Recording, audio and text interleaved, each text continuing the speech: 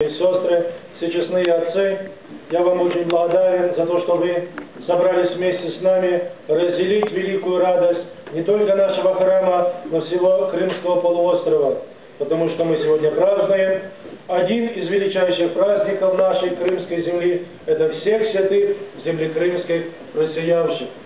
Пускай по молитвам угодников Божьих крымских, которые молятся за нас с вами, у нас на крымской земле будет лишь одно – мир. В семьях спокойствие, душевное и телесное спокойствие, изобилие плодов земных. И самое, еще раз подчеркиваю, за мир. Я благодарен еще раз вам, все честные отцы, за то, что вы приехали, вас, дорогие прихожане, прохожане, захожане, что вы сегодня пришли, разделили с нами этот великий и радостный праздничный день. После духовной пищи подкрепимся телесной. Я еще раз вас всех поздравляю со святым праздником. Все святые в земле крымских, молите Бога у нас.